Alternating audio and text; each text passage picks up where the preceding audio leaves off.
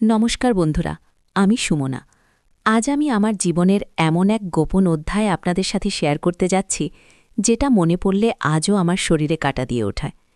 এটা এমন একটা গল্প যা হয়তো সমাজের চোখে পাপ, কিন্তু সেই মুহূর্তের দুর্বলতা আমাকে কোথায় নিয়ে গিয়েছিল তা আপনারা না শুনলে বিশ্বাস করবেন না। গল্পটি শুরু করার আগে অনুরোধ করব, আমাদের চ্যানেলটি সাবস্ক্রাইব করে বেল আইকনটি ক্লিক করে দিন, যাতে আমার জীবনের পরবর্তী গোপন কথাগুলো আপনারা মিস না করেন। চলুন ফিরে যাই সেই বৃষ্টির রাতে। আমার স্বামী রাশেদ পেশায় একজন ইঞ্জিনিয়ার। কাজের চাপেও এতটাই ব্যস্ত থাকে যে আমাদের দাম্পত্য জীবনে রোম্যান্স বা ভালোবাসা শব্দগুলো যেন ডিকশনারি থেকে হারিয়ে গিয়েছিল। বিয়ের 5 বছর পার হয়ে গেছে, কিন্তু শারীরিক বা মানসিক কোনো দিক থেকেই আমি ওর কাছ থেকে সেই তৃপ্তিটা পাচ্ছিলাম না, যেটা একটা মেয়ে গোপনে আশা করে। আমার দিন কাটত একা বাড়িতে, টিভি সিরিয়াল আর ঘরের কাজ নিয়ে। ঘটনাটা গত বর্ষাকালের। বেশ কিছুদিন ধরেই আমার শরীরটা ভালো যাচ্ছিল না। মাঝে মাঝেই বুকে একটা ধরফরানি অনুভব করতাম, সাথে মাথা ঘোরা। রাশেদকে বলতেই ও বলল, চিন্তা করো না, আমার পরিচিত একজন ডাক্তার আছেন, ডক্টর আশফাক। উনি খুব ভালো ফিজিশিয়ান, বাড়িতে এসে দেখে যাবেন। ডক্টর আশফাককে আমি আগে দেখিনি। রাশেদের চেয়ে বয়সে কিছুটা বড়, হয়তো 45-এর কোঠায়। চশমা পরা, গম্ভীর, কিন্তু খুব সুপুরুষ চেহারার মানুষ। যেদিন উনি প্রথম আমাকে দেখতে এলেন, বাইরে তখন মুষলধারে বৃষ্টি হচ্ছিল। রাশেদ তখনও অফিস থেকে ফেরেনি, ট্রাফিক জ্যামে আটকে ছিল। বাড়িতে আমি আর কাজের মেয়েটা ছাড়া কেউ ছিল না। কলিং বেল বাজতেই আমি দরজা খুললাম। ডক্টর আশফাক ভিজে চুপসে গেছেন। আমি ওনাকে ড্রয়িং রুমে বসালাম এবং তোয়ালে এগিয়ে দিলাম। উনি চশমাটা মুছতে মুছতে আমার দিকে তাকালেন। সেই তাকালোর মধ্যে এমন কিছু একটা ছিল যা আমাকে মুহূর্তের মধ্যে অস্বস্তিতে ফেলে দিল। ওনার দৃষ্টিটা সাধারণ ডাক্তারের মতো ছিল না। মনে হলো উনি যেন আমার শাড়ির আঁচলের আড়ালের সবকিছু এক পলকে দেখে নিলেন। আমি বললাম, ডাক্তারবাবু, আপনি একটু বসুন, আমি চা করে আনছি। উনি মুচকি হেসে বললেন, চায়ের চেয়ে এখন রোগীর হার্টবিট চেক করাটা বেশি জরুরি সুমনা দেবী। আপনার স্বামী আমাকে আপনার সমস্যার কথা বলেছেন। আসুন, আমার সাথে বেডরুমে আসুন। ওনার গলার স্বরটা খুব ভারী এবং আদেশপূর্ণ ছিল। আমি মন্ত্রমুগ্ধের মতো ওনাকে নিয়ে আমার শোভার ঘরে গেলাম। বাইরে তখনও বৃষ্টির শব্দ, আর ঘরের ভেতর পিনপতন নীরবতা। আমি খাটের একপাশে বসলাম। উনি চেয়ারটা টেনে আমার খুব কাছে এসে বসলেন। উনি স্টেথোস্কোপটা বের করে কানে লাগালেন। তারপর বললেন, ব্লাউজটা একটু লুজ করতে হবে, না হলে হার্টবিট ঠিকমতো পাব না। আমি একটু ইতস্তত করছিলাম, কিন্তু ডাক্তারের নির্দেশ তাই অমান্য করতে পারলাম না। যেই আমি শাড়ির আঁচলটা একটু সরালাম, আমি স্পষ্ট দেখতে পেলাম ওনার চোখের মণিটা চকচক করে উঠল। উনি স্টেথোস্কোপের ঠান্ডা চেস্ট পিসটা আমার পিঠের দিকে ছোঁয়ালেন। ওনার আঙুলগুলো আমার পিঠের খোলা অংশে লাগতেই আমার শরীরের ভেতর দিয়ে একটা বিদ্যুতিক শিহরণ বয়ে গেল। ওনার হাতটা ছিল বেশ গরম। ডাক্তার হিসেবে যতটুকু স্পর্শ করার কথা, উনি যেন তার চেয়ে একটু বেশি সময় নিয়ে স্পর্শ করছিলেন। গভীর শ্বাস নিন, উনি কানের কাছে ফিসফিস করে বললেন। আমি শ্বাস নিলাম। ওনার নিঃশ্বাস আমার ঘাড়ে এসে পড়ছিল। আমার শরীর কাঁপতে শুরু করল। এটা কি ভয় নাকি অন্য কোনো সুপ্ত আকাঙ্ক্ষায়, আমি বুঝতে পারছিলাম না। হঠাৎ উনি স্টেথোস্কোপটা সরিয়ে আমার হাতের কবজিটা ধরলেন পালস দেখার জন্য। কিন্তু পালস দেখার ছলে উনি আমার হাতের তালুতে ওনার আঙুল দিয়ে আলতো করে ঘষতে লাগলেন।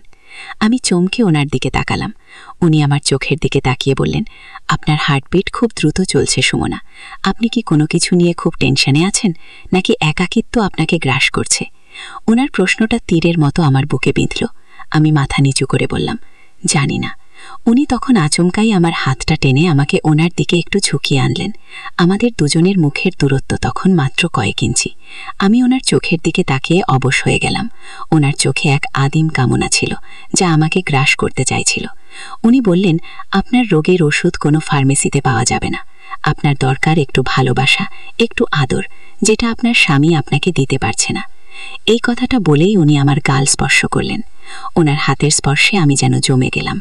আমি জানি এটা ভুল, এটা অন্যায়, কিন্তু সেই মুহূর্তে আমার শরীরের দীর্ঘদিনের জমানো তৃষ্ণা আমাকে বাধা দিতে দিচ্ছিল না।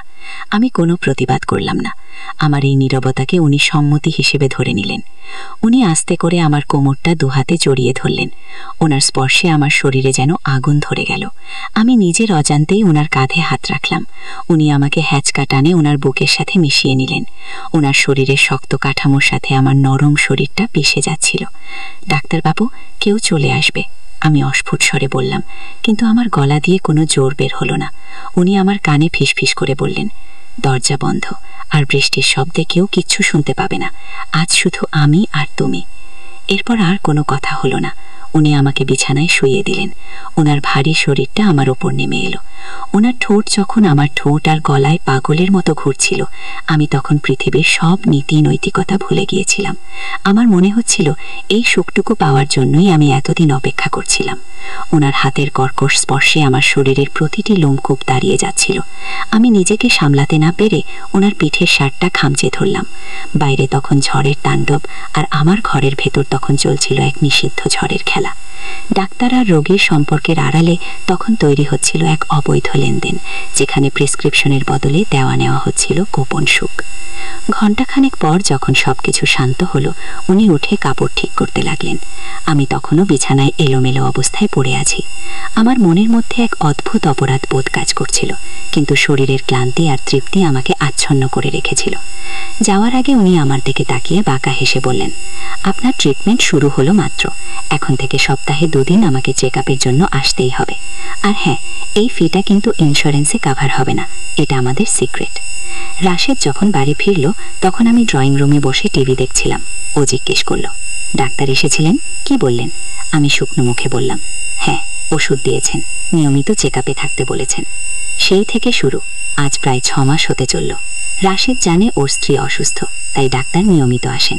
কিন্তু বন্ধ দরজার ওপারে সে ডাক্তার আমার শরীরের কোন অসুখ সারাতে আসেন তা শুধু আমি আর ডক্টর আশফাক জানি।